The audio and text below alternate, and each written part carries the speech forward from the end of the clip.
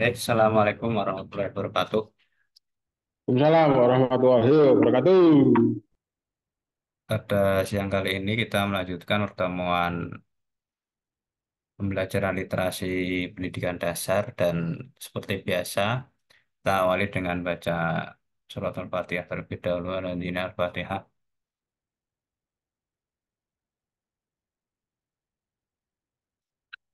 Selesai untuk tema kali ini, kalau melihat di Siakat itu tinggal beberapa kali pertemuan ya. Untuk media literasi numerasi minggu lalu sudah saya sampaikan belum?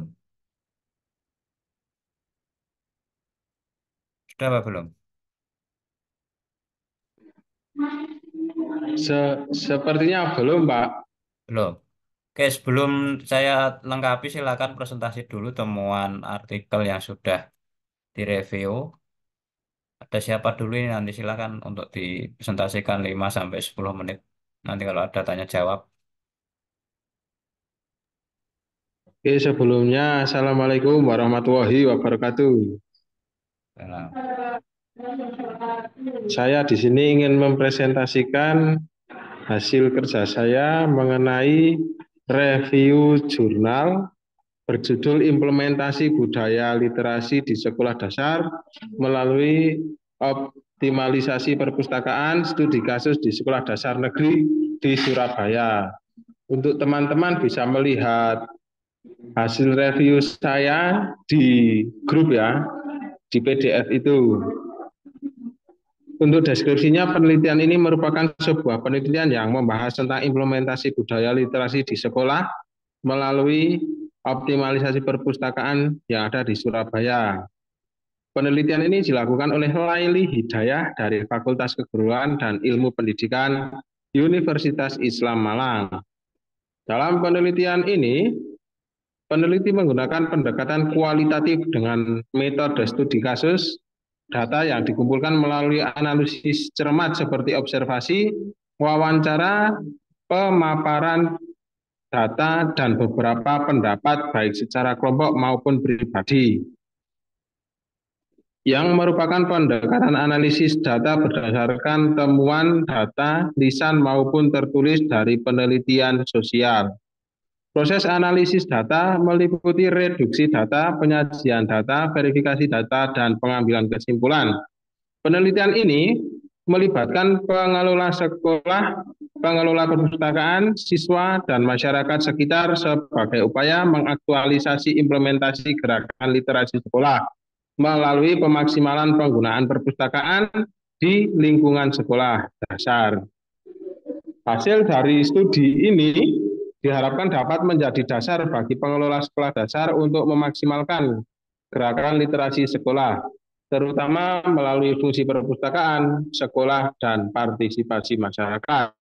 Dengan titik fokus pada peran perpustakaan dalam meningkatkan literasi peserta didik, penelitian ini memberikan wawasan yang berharga tentang upaya implementasi budaya literasi di lingkungan pendidikan dasar. Pada bagian interpretasi, menurut saya, penelitian ini menunjukkan kepada kita mengenai pentingnya peran perpustakaan dalam meningkatkan literasi di lingkungan sekolah pendidikan dasar. Dalam pembahasan budaya literasi ini, perpustakaan di sekolah dasar memiliki potensi yang sangat besar sebagai sarana untuk mengembangkan minat baca dan keterampilan literasi siswa. Penelitian ini menyoroti betapa pentingnya optimalisasi perpustakaan sebagai bagian dari gerakan literasi sekolah dengan melibatkan berbagai lapisan komite sekolah seperti pengelola sekolah, pengelola perpustakaan, siswa, dan masyarakat sekitar. Implementasi program literasi dapat menjadi lebih efektif dan berkelanjutan. Evaluasi saya untuk jurnal ini yaitu, menurut saya sangat sependapat dengan pelaksanaan dan cara penulisan penelitian ini karena penelitian ini menggunakan pendekatan kualitatif dan metode studi kasus yang sesuai untuk menggali pemahaman mendalam tentang implementasi budaya literasi di sekolah dasar. Penggunaan analisis cermat seperti observasi, wawancara, pemaparan data, dan beberapa pendapat, baik secara kelompok maupun pribadi, juga memberikan kerangka yang jelas untuk menganalisis data. Jadi, secara keseluruhan, penelitian ini memiliki nilai yang tinggi dalam konteks penelitian pendidikan dan implementasi program literasi di sekolah dasar. Dengan memperhatikan beberapa aspek tersebut, penelitian ini dapat dianggap sebagai sumber informasi yang berharga dan relevan dalam upaya meningkatkan literasi di tingkat sekolah dasar. Selanjutnya bagian rekomendasi, bagian terakhir. Menurut saya, setelah membaca penelitian ini, maka perlu diadakannya sebuah penelitian dan pengembangan oleh pihak dinas terkait, supaya dapat memberikan pelatihan dan pengembangan kepada pengelola sekolah, pengelola perpustakaan, dan juga guru tentang strategi optimalisasi perpustakaan dan implementasi budaya literasi dapat meningkatkan kualitas program literasi di sekolah dasar. Dengan mengimplementasikan rekomendasi-rekomendasi tersebut, penelitian ini dapat memberikan dampak yang lebih besar dalam upaya meningkatkan literasi di sekolah dasar dan memperkuat budaya literasi di masyarakat. Sekian dari saya. Kurang dan lebihnya mohon maaf. Selanjutnya adalah sesi tanya jawab.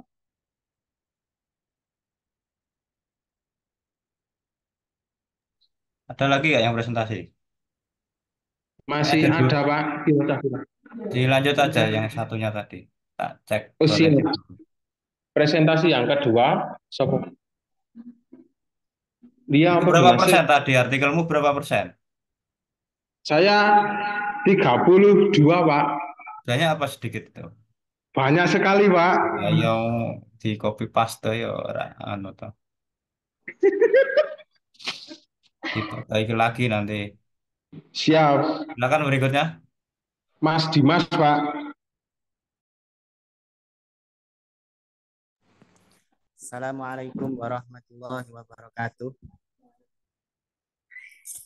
Izinkan saya presentasi mengenai review jurnal berjudul Strategi Pengelolaan Perpustakaan untuk Memperkuat Budaya Literasi di Sekolah Dasar.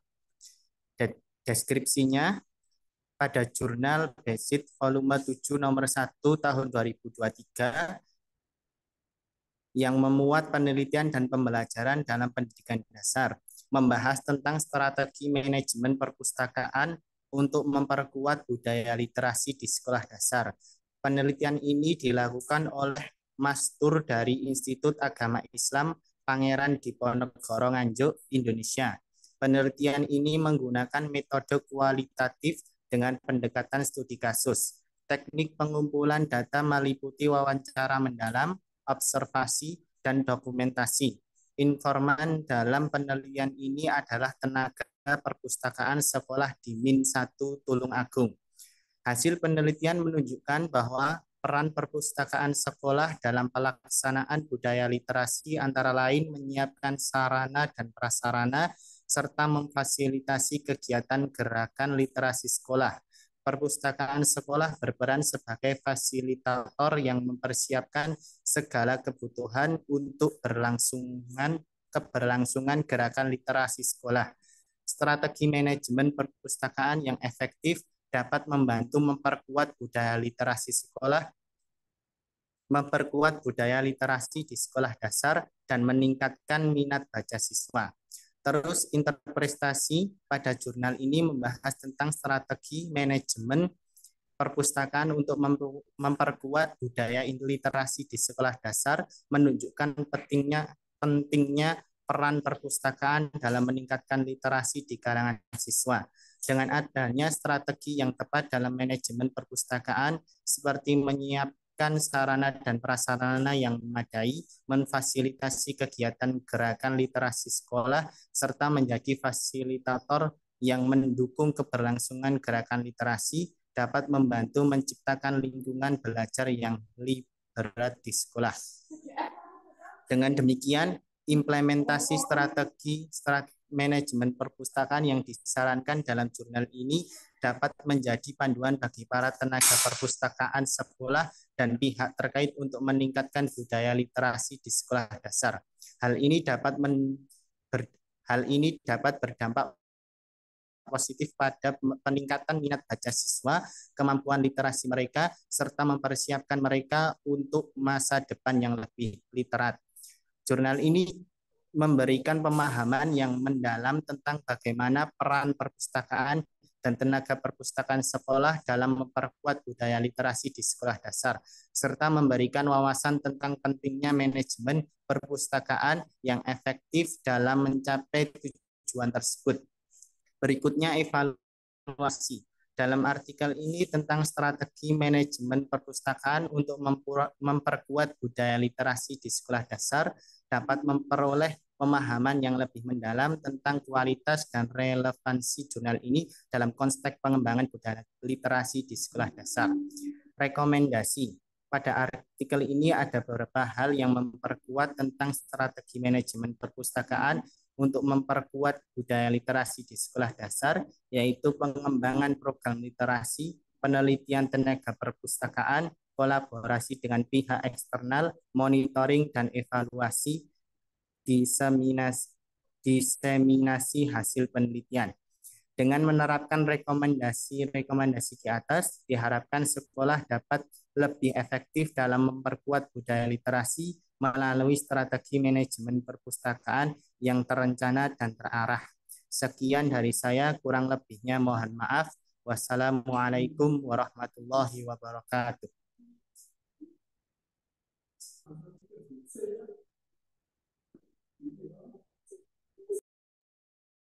Sebelum tanya jawab, Karisa,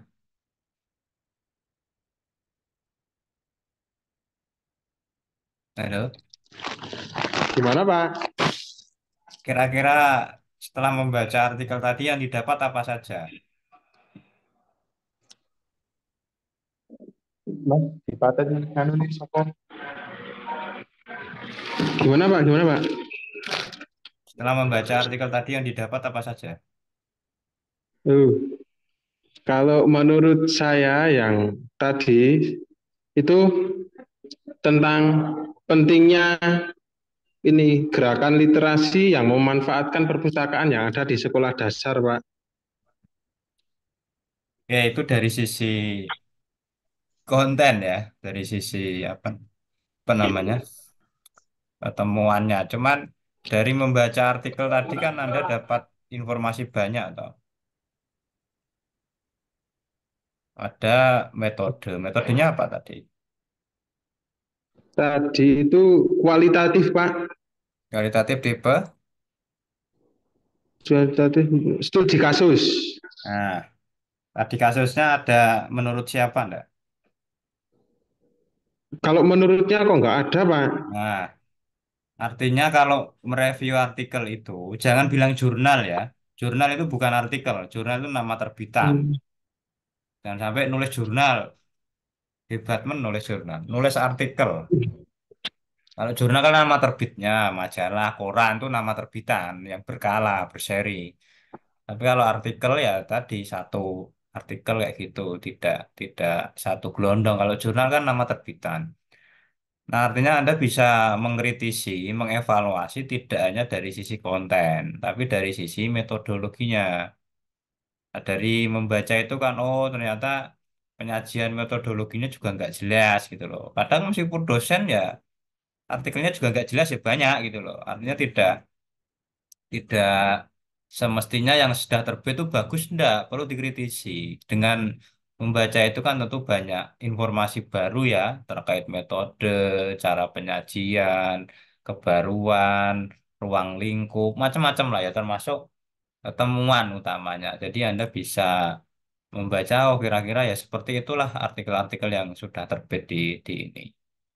Itu ya nanti silahkan dikembangkan. Kemudian yang kedua tadi terkait apa tadi? Siapa yang presentasi tadi? Mas Dimas. Tadi metodenya apa? Belum jelas saya tadi. Metodologi yang digunakan apa di artikel itu?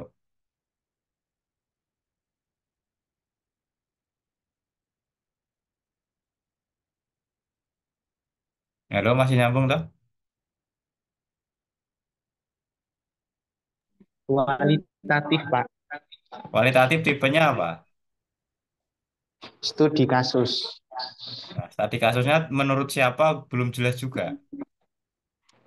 Iya, lupa menyantumkan, Pak. Ya, kalau misalnya nggak ada ya memang nggak ada kan itu di Tulungagung toh. Iya, Nah, di deskripsimu itu coba dibaca. Deskripsi jurnal itu kan satu volume 7 nomor satu yang kamu review berarti. Bukan satu artikel. Paham lah, saudara? Jadi kalau menyebutkan paham, deskripsi Pak. jangan satu volume. Kalau kamu mendeskripsikan satu volume hanya satu lembar ya nggak mungkin. Iya, Jar. Nah, maka ditulis langsung aja nggak perlu nama jurnal. Pokoknya dihindari. Ini termasuk latihan teknik parafrasa ya. Kalau kamu baca abstrak, ya memang intinya di abstrak. Cuman abstrak itu kan sudah masuk jurnal, sudah masuk online kan. Kalau dikutip segelondong ya Pak pasti kena similarity. Jadi caranya seperti itu, jangan jangan segelondong apa adanya. Ya nanti bisa dievaluasi dari sisi Iya. metodologi karena itu yang justru Anda butuhkan sekarang. Kalau konten kan bergantung materi yang Anda tekuni kan. Kalau misalnya matematika ya sudah fokus di situ. Karena di S1 itu memang nggak ada konsentrasi karena Anda kan calon guru kelas. Kecuali nanti kalau sudah S2, S3 memang ada konsentrasi baik di PGSD, di pendidikan dasar ya, ataupun di PGMI seperti itu. Ada lagi tidak yang presentasi? Ada, Pak. Ya silakan sekalian nanti kita selesaikan. Ya, Pak. Siapa ini? Robi Agus. Ya, Oke, silakan.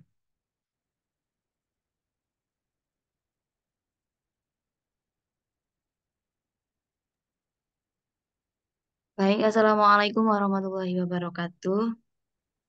Mohon izin mempresentasikan review artikel tentang berjudul Literasi Digital dan Pembelajaran Sastra Berpaut Literasi Digital di Tingkat Sekolah Dasar. Deskripsinya, artikel ini membahas tentang literasi digital dan pembelajaran sastra yang berpaut literasi digital. Penelitian ini menggunakan metode studi literatur dari 9 artikel yang dicari dengan kata kunci literasi digital di Google Scholar dan 30 kutipan internasional. Hasil dari penelitian ini adalah penggunaan literasi digital di era teknologi yang semakin maju.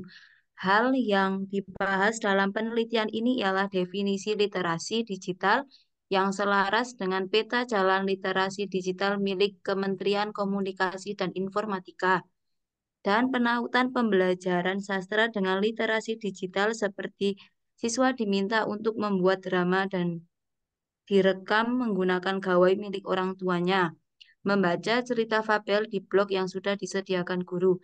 Akan tetapi karena beberapa faktor yang sudah dijelaskan dalam penelitian, contoh pembelajaran sastra yang ditautkan dengan literasi digital ini belum tentu dapat diterapkan di seluruh sekolah dasar yang ada di Indonesia.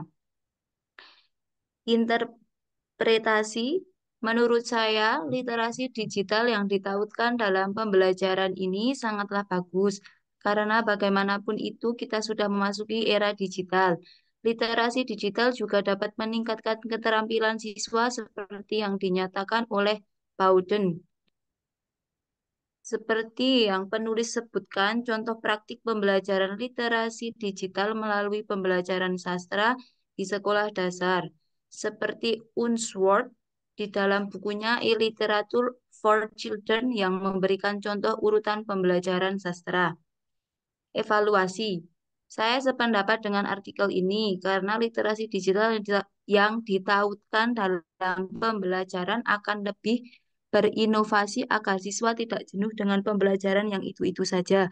Apalagi di era yang semua serba digital, dengan tetap pengawasan dari orang tua dan guru. Rekomendasi. Penelitian ini dapat dibaca oleh guru dan dijadikan acuan untuk pembelajaran berbasis literasi digital. Saya menyarankan agar lebih banyak peneliti mengkaji hal yang berkaitan dengan penautan pembelajaran literasi digital. Sudah, Pak.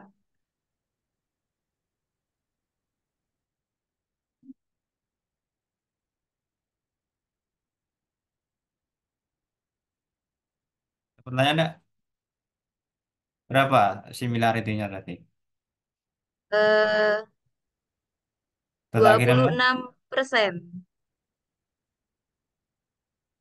Oke, nanti di ini. Ada lagi enggak yang presentasi? Ada Pak, sebentar. Ya, segera nanti tak komentari di duanya itu.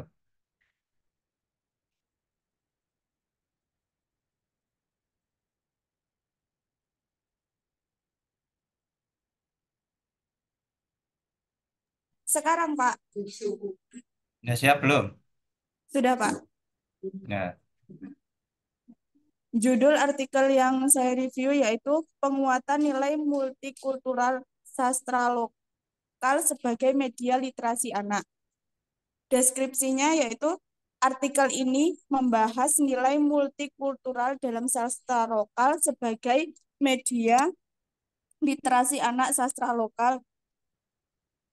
Sastra lokal digunakan untuk mengajarkan nilai-nilai seperti apresiasi terhadap budaya, pengakuan hak asasi manusia, tanggung jawab terhadap masyarakat dunia, dan planet bumi.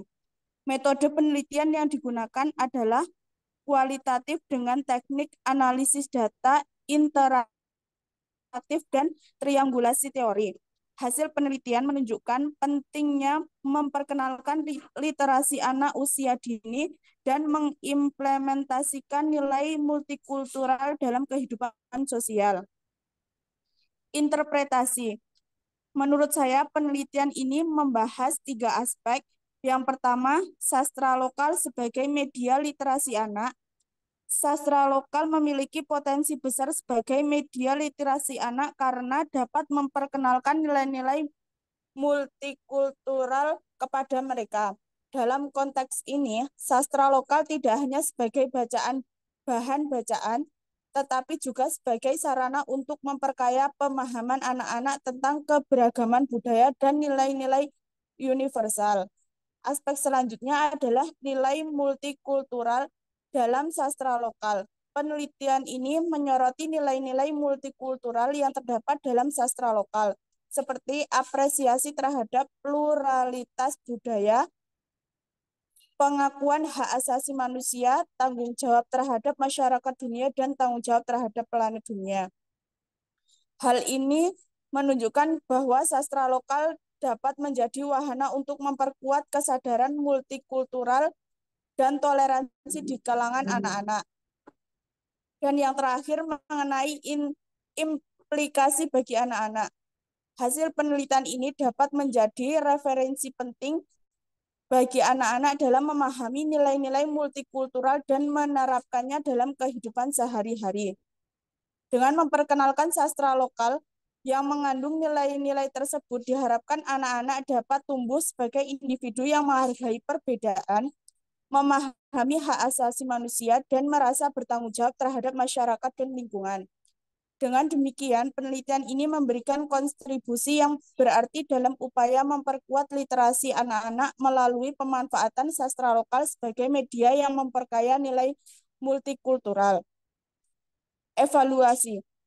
Saya berpendapat dengan artikel ini, alasannya sastra lokal tidak hanya menjadi media literasi, tetapi juga merupakan wadah untuk memperkuat pemahaman tentang keberagaman budaya, hak asasi manusia, tanggung jawab terhadap masyarakat global dan lingkungan. Dengan memanfaatkan sastra lokal, anak-anak dapat belajar untuk menghargai perbedaan, memahami pentingnya toleransi, dan merawat planet dunia. Rekomendasi. Saya merekomendasikan untuk membaca jurnal ini terutama bagi mereka yang terkait dalam dunia pendidikan, literasi anak, dan nilai multikultural. Jurnal ini memberikan wawasan yang berharga tentang bagaimana sastra lokal dapat digunakan sebagai media untuk mengajarkan nilai-nilai multikultural kepada anak-anak. Dengan membaca jurnal ini, pembaca dapat memperluas pemahaman mereka tentang pentingnya literasi anak usia dini dan implementasi nilai kultural dalam pendidikan. Selain itu, jurnal ini juga memberikan kontribusi dalam pengembangan pendekatan literasi yang inklusif dan beragam.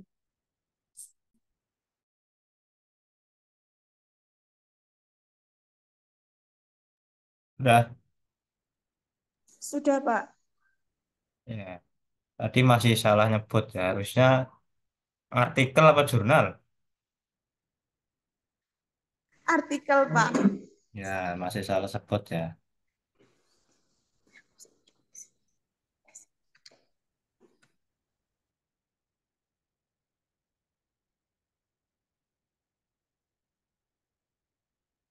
Oke, untuk artikel pertama dengan kedua itu kualitatif semua ya.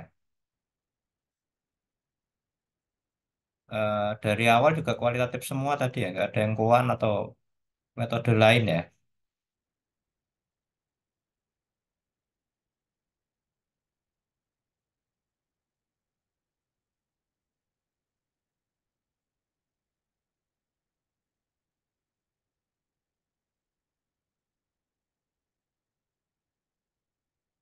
Nah, dari keempat artikel itu memang secara umum kita pahami masih menggunakan pendekatan-pendekatan penelitian yang sudah ada sebelumnya, belum menggunakan yang model kekinian ya. Jadi sebenarnya Anda bisa angle-nya itu dilihat dari perspektif metodologi maupun kebaruan temuan tidak sesuai zaman gitu loh. Karena peluang-peluang itu sebenarnya bisa Anda memanfaatkan untuk arah ke sana kan seperti itu. Oke, sekarang saya tambahkan sedikit tentang literasi numerasi. Ini belum apa sudah ya kemarin itu?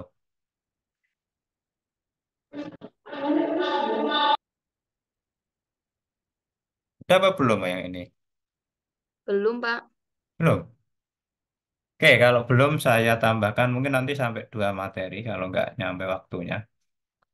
Terkait media literasi ini memang melimpah ya, karena khusus dalam konteks literasi ini tidak terikat pada bahasa dan sastra saja, tetapi juga materi non kebahasaan karena dia multidisiplin bahkan transdisiplin keilmuan gitu ya. Jadi bisa di matematika, bisa di PKN, bahkan di akidah akhlak pun tuh bisa. Yang penting kontennya itu dia adalah media seperti itu. Nah, kalau dalam konteks MLN ya, literasi numerasi atau Linum, ini nanti sedikit kita sampaikan konsepnya, konsep medianya, konsep literasi numerasi, cakupan, perbedaan, dan perbedaannya dengan matematika sampai kegiatan. Nah, literasi numerasi itu media yang di dalamnya menjadi substansinya adalah alat ya, media kan alat, perantara. Dalam rangka apa sih kok dihadirkan media literasi numerasi ini? Meningkatkan kemampuan memahami, menggunakan, dan menafsirkan informasi numerik yang disajikan melalui beragam media. Jelas ya, artinya konsep ini mau pakai papan catur, mau pakai... Ada yang pernah atau punya sertifikat SIMPOA enggak? Punya Kayaknya Pak nggak ada. semua. Kayaknya nggak ada ya. Saya aja baru skor Indonesia ya waktu jadi instruktur yang literasi numerasi itu baru yang Simpoa Indonesia, belum Simpoa yang dari pusat ya. Karena waktu ngitung yang agak medium itu gagal terus ya karena diberikan waktu gitu loh ya. Dan itu dapat satu paket kan yang macam-macam itu ya. Nah, itu ya intinya. Dan ini melibatkan kemampuan siswa utamanya dalam membaca, menafsirkan, menggunakan data numerik dalam kehidupan sehari-hari. Nah, sebenarnya ini bisa masuk ke dalam kemampuan apa namanya? Ini CT ya, computational thinking ya. Salah satunya misalnya pattern ini apa pattern ya atau menempatkan urutan-urutan. Biasanya kalau Anda menghafal plat, oh AA, AA itu kira-kira mana aja? Plat motor itu lah, sepeda motor. Hmm. Ya, misalnya AA ini pasti Kedu. Ya, kalau nggak Temanggung ya Magelang, Kota Magelang, Wonosobo kan gitu. Misalnya H, oh H ini berarti Semarangan ini, Semarang, Demak, Kendal, dan Solotigo, misalnya Kabupaten Semarang.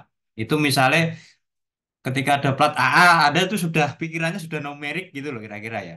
Begitu pula dengan yang lain, 089, wah ini tri ini misalnya. 085 225, wah ini as ini atau Telkomsel lah. Misalnya seperti itu ya. Jadi Anda ada semacam eh, pembacaan sebuah teks numerik yang itu merujuk pada sesuatu. Nah, apalagi kira-kira? Itu contoh tadi ya, nomor HP atau seluler ya, atau plat ya, ataupun yang jenis kode-kode lain ya. Nah, itu contoh kecil dan banyak sekali anak-anak hari ini tuh harus keterampilan numeriknya itu harus diasah dengan beragam media. Jadi konsepnya itu ya, ini apa saja, medianya itu apa saja. Seperti itu. Oke, misalnya kalau yang bawah itu kan menunjukkan apa? Kan AA 8899 CL. Oh ini berarti jadi kode belakang pun sebenarnya ada. Ya misalnya kalau saya hafal di daerah plat H itu ya, kalau HY itu Semarang Barat misalnya. Kalau HD itu Demak misalnya. Nah itu contoh ya. Misalnya kalau plat K, K kan Karsilian Pati ya. Pati, Pati, Kudus, Jepara, Rembang, Blora, dan Grobogan ya. Kalau KA, KS itu biasanya Pati. Kalau KE, apalagi ya, itu KN itu Blora misalnya. Itu contoh yang sudah ngelotok lah kira-kira kalau melihat. Dan nanti macam-macam.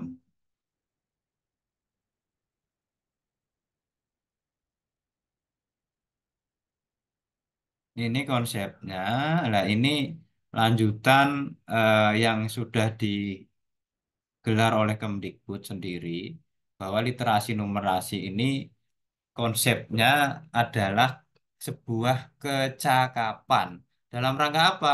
Menggunakan berbagai macam angka. Kalau tadi kan numerik ya. Nah, ini masih bahasanya angka dan simbol. AA kan ndak angka kan? Simbol kan misalnya. Misalnya oh ini itu Yamaha, oh ini Vivo ini misalnya. Itu kan. Oh ini itu Xiaomi ini. Oh ini itu apa misalnya. Yang Android itu loh. Oh ini Lenovo ini misalnya. Nah, itu simbol ya. Tidak nyebut merek ya, tapi ini contoh saja. Yang terkait dengan matematika dasar. Untuk apa? Memecahkan masalah praktis dalam berbagai macam konteks kehidupan sehari-hari. Jadi apapun metode apa medianya dalam rangka ini, intinya itu. Karena medianya tidak terbatas gitu loh. Nah, kemudian juga berkaitan menganalisis informasi yang ditampilkan dalam bentuk lain ini grafik ya. Sekarang itu ada ini apa namanya? Infografis ya. Ada ini apa juga namanya? Mikroblog ya, tabel, bagan, dan menggunakan interpretasi hasil analisis untuk memprediksi dan mengambil sebuah decision atau keputusan. Nah, itu contohnya. Infografis itu kan sangat enak ya, membuat RPP atau modul ajar dari Canva itu bisa ya. Jadi Anda jangan kaku dengan Microsoft Word, tapi harus dibuat menarik. Nanti kita eh, cari contoh-contohnya. Agar kita dapat memahami dunia yang penuh dengan angka dan data, iyalah apapun tuh angka dan data memang ya. Kayak NIK itu kan ada kodenya atau oh ini negara, provinsi dan seterusnya termasuk NIP itu juga ada ini, ada apa namanya? Ada nanti coba kita contohkan ini ya, NIP nip nip nomor induk ya. Misalnya ini coba dokumen saya aja lah ya. Saya contohkan yang ini ya.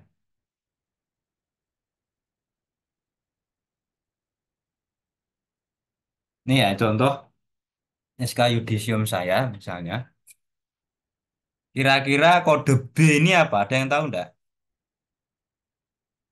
Ini misalnya nomor surat ya. Ada yang tahu?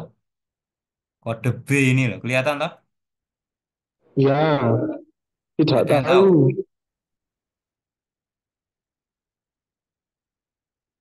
Nggak ada yang tahu. Nggak ada. Nah, ini Anda perlu belajar. Anda ikut organisasi enggak toh? Ini penting kayak Boten, gini. Pak. Misalnya ya ini saya tafsir misalnya ya. B ini itu kode surat keluar apa surat eh, internal apa eksternal misalnya gitu. Kalau A itu internal. 203 itu nomor surat keluar. UN 34 ini kode tertentu unitnya. Nah, HK ini kode tertentu juga. Garing 2024 ini tahun terbit. Nah, ini contoh penomoran surat. Jadi Anda harus bisa seperti ini. Misalnya juga ini apa namanya? eh NIP ini ya Prof. Nurtanio misalnya. Ya, ada yang tahu tafsirannya ini saya perbesar coba.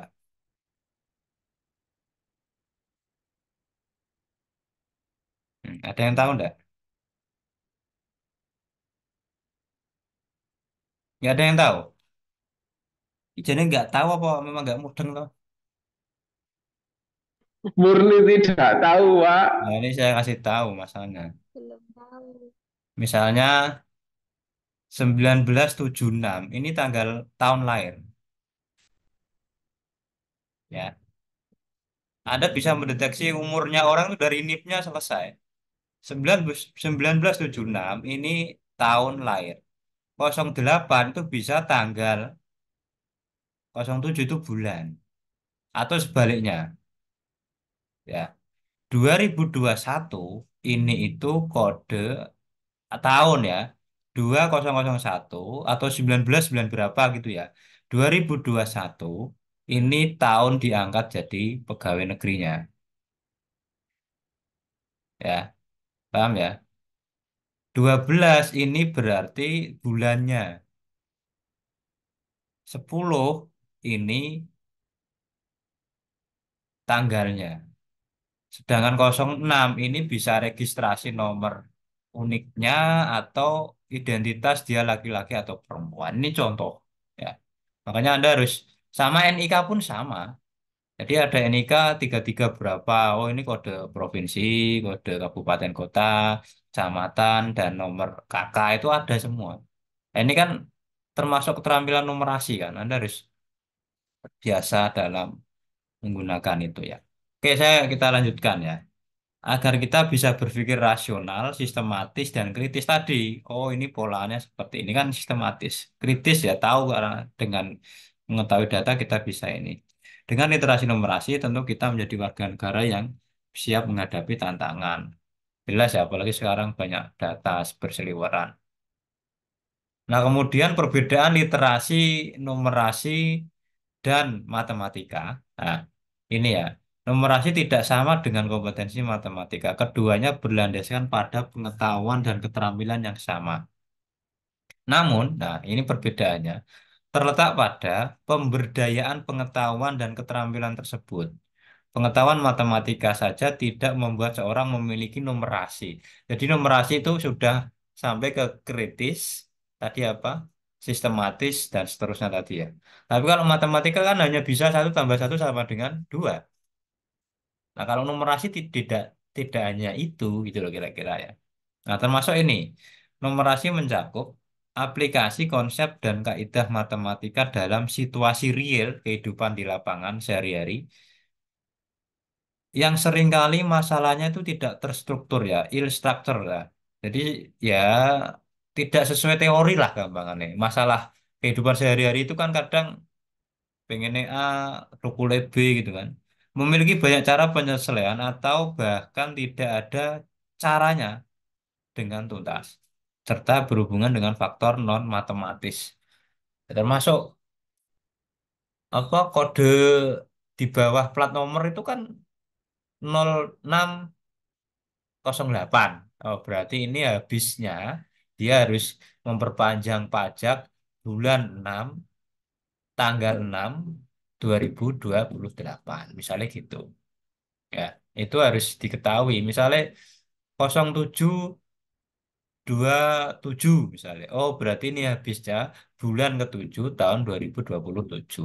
Nah, itu bisa kita lihat gitu loh. Jadi tidak perlu tanya, tapi ketika tahu clue-nya, numerasinya itu akan paham. Jadi itu tidak, kalau matematika kan tidak seperti itu, dia kaku, ada rumus-rumus yang harus dipegang ketat gitu loh. Dan memang kadang tidak bisa menjawab kehidupan real dalam masyarakat. Ya, ini pentingnya literasi numerasi, penggunaan angka, simbol-simbol dalam kehidupan sehari-hari, bentuk penyajian informasi, grafik, tabel, dan seterusnya tadi ya. Kemudian membantu kita dalam apa sih mengestimasi dan menghitung dengan bilangan bulat, gampang gitulah ya. Menggunakan pecahan, desimal, persen, dan perbandingan, mengenali dan menggunakan polanya tadi ya, dan relasi, menggunakan penalaran spasial, menggunakan pengakuran, dan interpretasi informasi yang terlalu statistik. Nah, kegiatannya ini di sekolah ya, mengukur tinggi, berat, umur siswa, membuat gambar denah sekolah atau desa, membuat miniatur rumah jembatan ya. Kan Anda bisa buat sendiri toh itu. Membuat penelitian sederhana bersama teman ya, survei itulah bisa. Jarak lama waktu perjalanan sekolah sampai ke rumah atau rumah guru dengan masjid misalnya. Mengunjungi dan mencari informasi penggunaan angka ini penting juga. Simbol P dicoret artinya apa? Kalau simbol itu lalu lintas.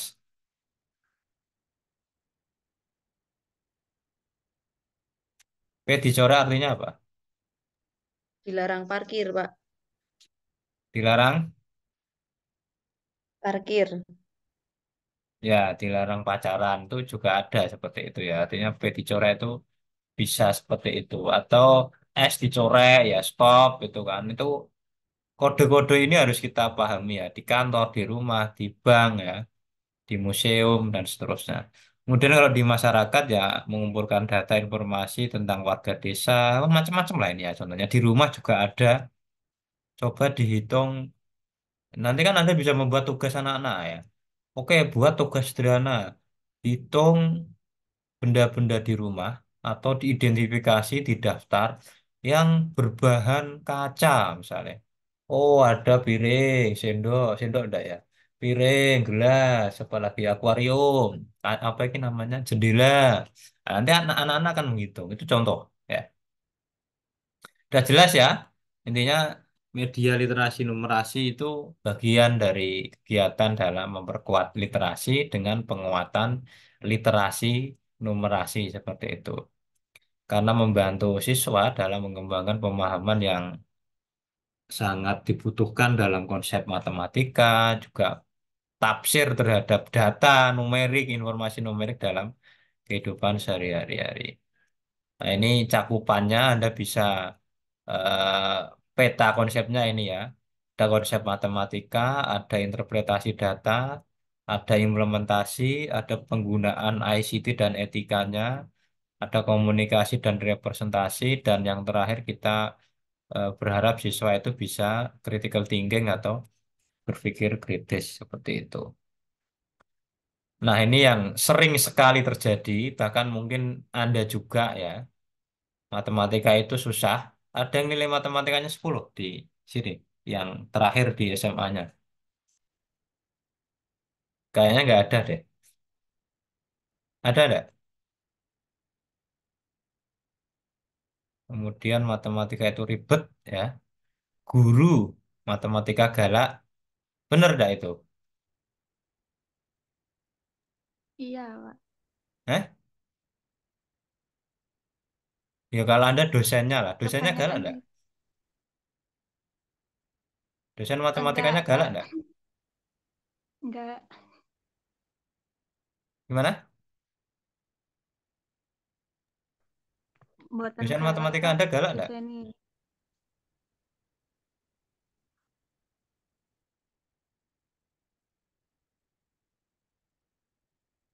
Atau nggak pernah diajar matematika?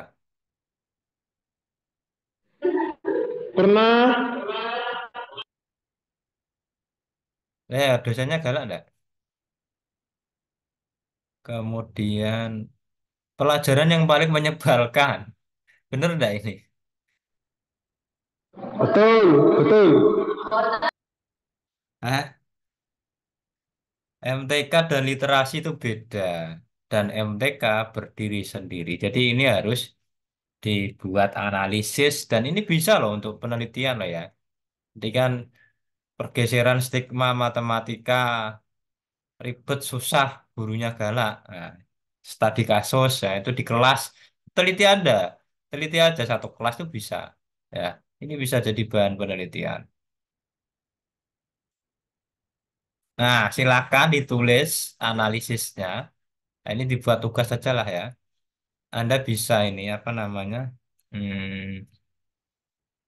Dari sini ya, paling enggak guru matematika galak survei aja enggak apa-apa. Ya, nanti ini bisa untuk tambahan tugas di UASnya ya. Guru MTK galak, matematika ribet, matematika susah, pelajarannya menyebalkan. Ya paling enggak itu. Nanti dianalisis dan dijelaskan, terus Anda menulis analisisnya apa, solusinya bagaimana, ide kreatif Anda, solusinya apa. Seperti itu.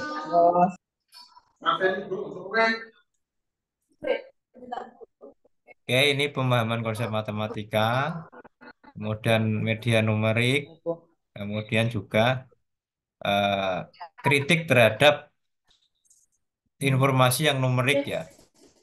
Karena memang sering terjadi tidak bisa membedakan antara yang numerik dengan yang matematika itu beda. Kemudian juga kontekstual.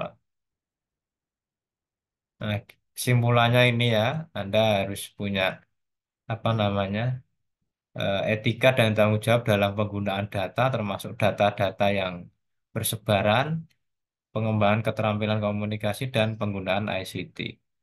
Itu saya kira untuk tambahan literasi numerasi ada pertanyaan? Ada enggak?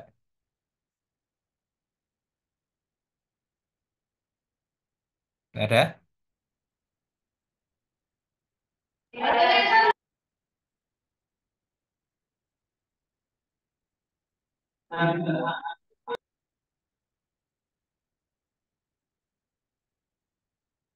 Ada? Cukup. Ya, saya tambah sekali lagi ya karena kemarin banyak libur. Ini kita lanjut ke yang sains ya. Jadi setelah ada literasi numerasi, kita lanjut yang media literasi sains ya, scientific gitu kira-kira. Nah, intinya media literasi sains ini sebuah media dalam bentuk apapun yang digunakan untuk pembelajaran literasi melalui pendekatan sains atau scientific. Dalam rangka apa? Untuk kemampuan memahami, mengevaluasi, dan menggunakan informasi ilmiah dalam berbagai bentuk media. Nah, di jenjang SDMI tentunya menjadi dasar literasi sainsnya. Jadi ada media, ada literasi sains ya. Tapi dalam konteks ini, media literasi sains itu satu variabel kalau dalam konteks penelitiannya. Jelas ya konsepnya ya. Kemudian konsep dasar, kita perlu memperkenalkan siswa ya, tentang apa itu sains alam, ada matematika juga, ada teknologi, utamanya perbedaannya.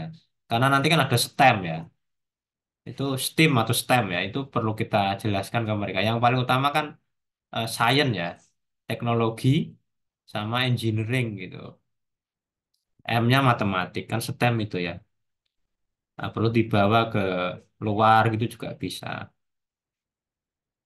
Nah, ini apa ini? Ini hewan apa?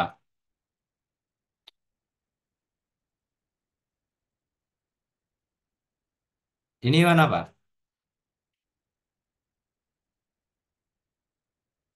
Guguk, Pak. Itu bukan hewan. Wow, Pak.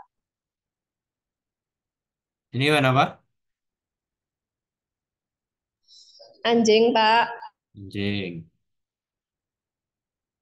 Ada yang tahu jenisnya?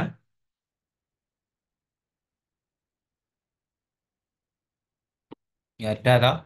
Nah, karena Anda selalu menganggap anjing itu hewan yang untuk visuan, bukan. Dia perlu ditelaah secara saintifik gitu loh. Apa makanannya, kehidupannya bagaimana kan? Terus namanya, ordernya apa? Apakah Blackie Bruno, Rintintin, atau apalagi Doberman, itu kan beda-beda. Jadi orang melihat stigma anjing itu beda-beda karena konsepnya, cara memandangnya itu tidak saintifik, tidak ilmiah, gitu loh. Ya. Dan kalau Anda disuruh memilih anjing atau kucing, pilih mana? Kebanyakan orang milih kucing, ya kan? Padahal kalau dalam konteks relasi saintifik ya, maksud saya dalam konteks ini, anjing itu lebih setia pada yang pemiliknya atau juragannya. Kalau kucing itu kan setia pada tempatnya. Makanya banyak orang memelihara anjing untuk jaga-jaga rumah. Gak ada kok. Orang memelihara kucing untuk jaga rumah itu udah ada. Malah penggaweannya nyolong iwak kan gitu kira-kira. Nah itu contoh kalau kita berpikir saintifik ya. Nah maka kalau tidak saintifik, banyak interpretasi, penanggapan orang, pikirannya tidak ilmiah. Ada yang bilang I love you dog, atau I love dog, I hate dog, atau I don't care. Oh, aku suka anjing karena seperti ini. Meskipun dalam agama kita dia tetap najis kan gitu. Ya. Atau aku benci lah. Benci karena apa? Karena kalau orang marah, misuhnya manggil anjing gitu loh. Kan tidak ada hubungannya. Gitu kan? Bahkan banyak cerita kemuliaan-kemuliaan anjing kan gitu loh. Ya ini kalau kita contoh aja simulasi. Nah, apa media literasi sains di konteks ini?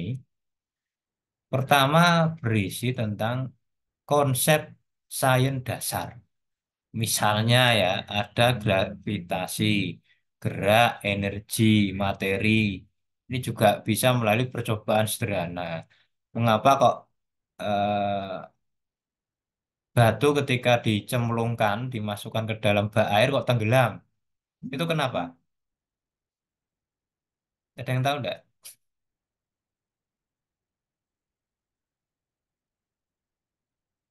Ada yang tahu enggak? Dan kita kan guru loh. Ini kan harus clear toh konsep ini. Jadi Anda harus paham matematika, juga harus paham sains gitu loh. Ada yang skripsinya ambil matematika? Apa ada yang IPA? Meskipun IPA IPS sekarang digabung ya. Baten, Pak. Nggak ada. Nah, terus yang diambil apa aja ini?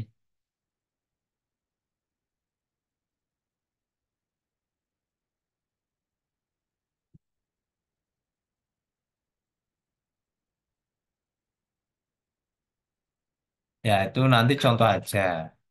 Apakah volume mempengaruhi massa misalnya? Apakah air yang keluar dari bak mandi itu setara dengan jumlah atau berat atau volume benda yang masuk ke dalam bak mandi misalnya. Apakah tekanan semakin kuat akan melahirkan kekuatan yang kuat juga. Nah, itu kan konsep-konsep dasar sains toh itu.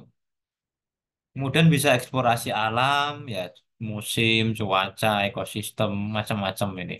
Bawah tanah aja itu banyak ekosistem, bawah laut, dalam laut ya. Apalagi di muka bumi kan banyak sekali ekosistem ya. Di rumah aja anak-anak disuruh mempelajari tikus itu tinggalnya di mana. Itu satu riset kecil itu bisa saintifik gitu. Bagaimana dia berkembang biak, makanannya seperti apa, kenapa dia selalu eh, hidupnya itu di tempat-tempat kumuh misalnya. Nah, ini bisa untuk tugasnya. Kemudian bisa menggunakan keterampilan riset sederhana, buku, majalah, internet juga bisa. Kemudian terkait dengan informasi ya juga harus diimbangi dengan bagaimana dia bisa mengevaluasinya sendiri, tidak hanya apakah pemerintahan ini baik atau buruk itu opini atau fakta misalnya ya. Apakah musim ini hujan atau panas itu apakah fakta atau opini? Nah, ini bisa di ini. Kemudian teknologi dengan bijak termasuk keterlibatan dalam aktivitas sains termasuk juga ini ya. Termasuk pengembangan kemampuan berpikir kritis dan komunikasi ilmiah. Nah, sebenarnya kalau dalam konteks kurikulum, pendekatan saintifik ini sudah diterapkan sejak kurikulum 2013 yang disebut 5M ini sebenarnya.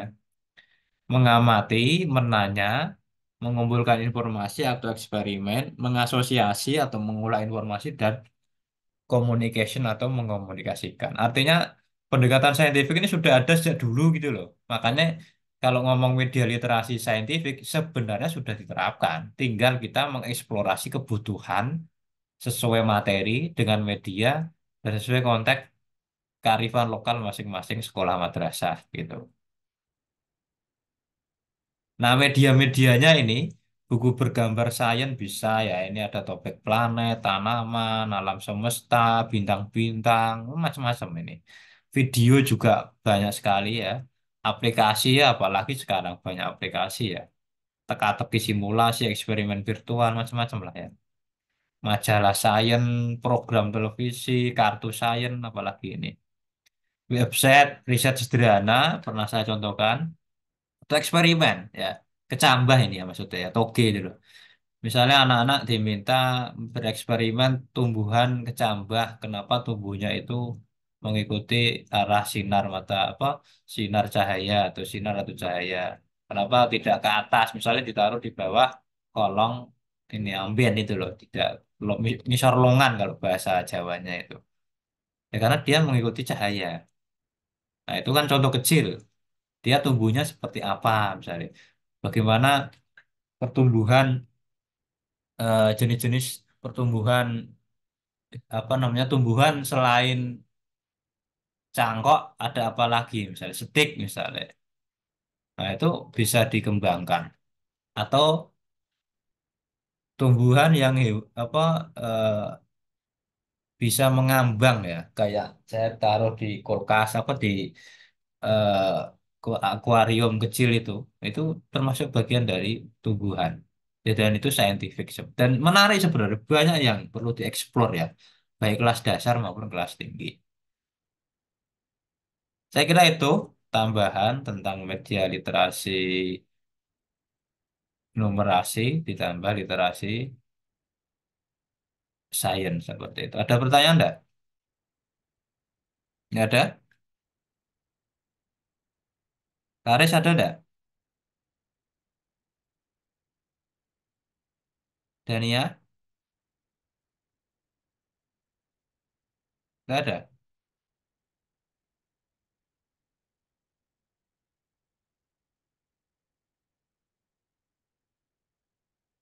Dimas? Dimas sudah ada? Tidak, Pak. Dimas sudah ada. Dimas ada, Pak. Sinyalnya putus-putus tapi. Fariza?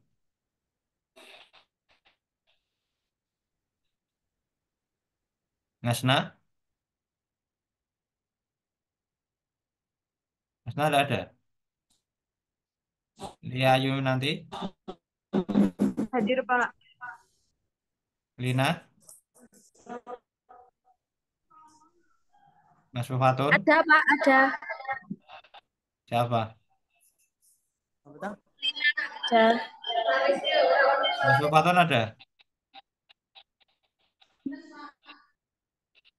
Sinten, Pak. Umar Huda, Noviana, Tidak ada, Pak. Noviana ada enggak? Nuruma,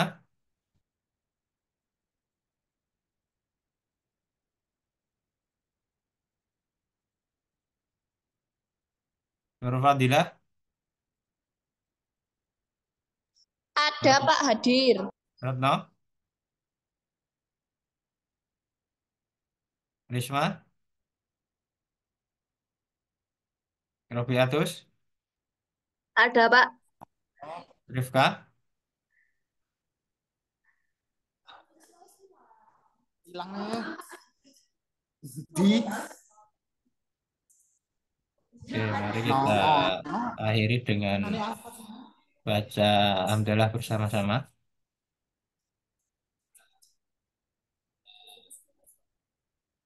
Demikian pertemuan kita pada hari ini. Jangan lupa untuk proposalnya segera diselesaikan ya. Nanti kita review bersama-sama. Demikian, Assalamualaikum warahmatullahi wabarakatuh. Waalaikumsalam warahmatullahi Waalaikumsalam wabarakatuh. warahmatullahi wabarakatuh.